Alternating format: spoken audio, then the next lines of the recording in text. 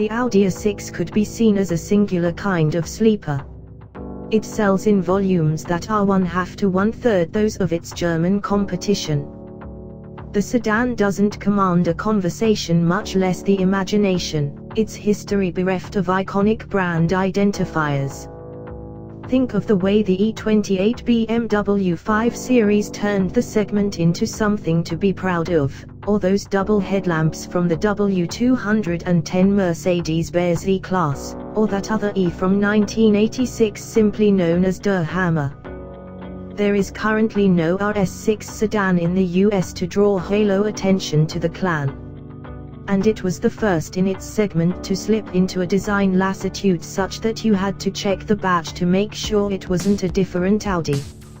However, I look at the A6 from the other side, it's an underappreciated gem. With the 3.0-litre supercharged V6, it's a thoroughly fun steer. It has more power and torque than the competition. I think it has the finest interior.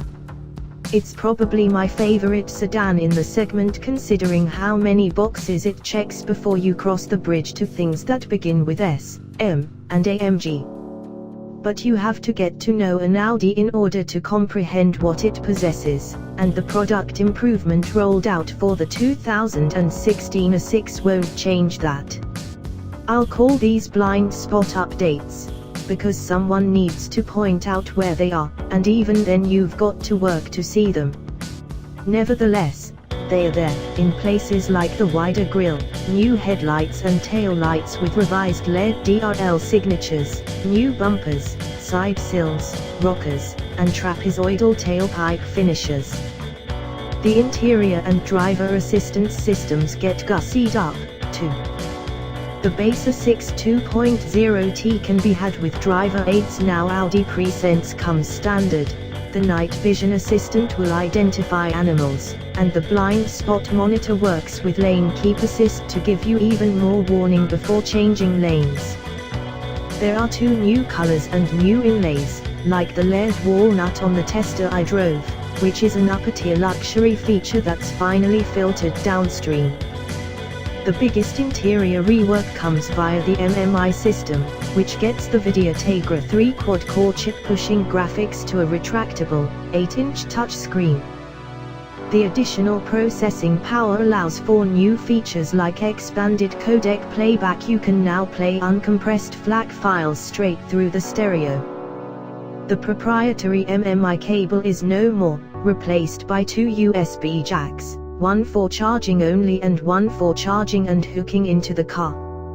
Full Google Earth images appear in the dash cluster, as opposed to a compass or just the arrows during turn-by-turn navigation, and can be scrolled independently from the main screen. Map updates will also come over the air. You can use your Audi Connect account to navigate from a photo that someone sends. The system reads the geotagged data, and traffic updates come via iRix, not Sirius anymore. And those are just a few of the improvements and possibilities. This is a development step called MMI2, beyond what just came out in the Audi A3. The MMI2 evolution coming in the Q7 will be a development step beyond this in the A6. Annoyingly, you've still got to turn the MMI knob to the right to go up, to the left to go down, though.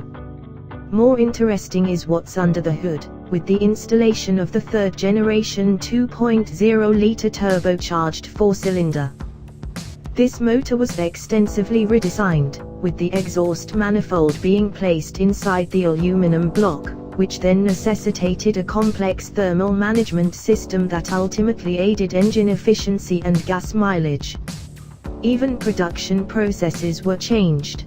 Pre-development engineer Dr. Rainer Worms said that the shapes of the cylinders in the block change slightly when the cylinder head is attached, which the piston rings are engineered to account for.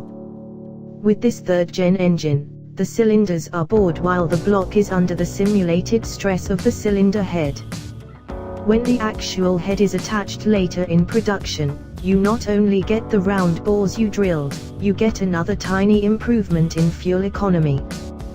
The 2.0T gets new features like a variable valve lift system, a dual fuel injection system, an electric wastegate on the turbo, and low friction oil. The result is a jump from 220 horsepower to 252, and from 258 pound-feet of torque to 273.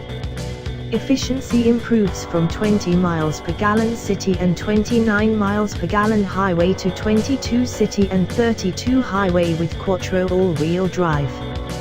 Audi also ditches the old CVT for a dual-clutch transmission on front-wheel drive models, which now offer economy numbers of 24/35 miles per gallon city /highway. Buyers of the 3.0-litre supercharged engine haven't been left out of the upgrades. The power improvement there takes the 6-cylinder engine from 310 HP to 333. While torque remains the same at 325 pound-foot.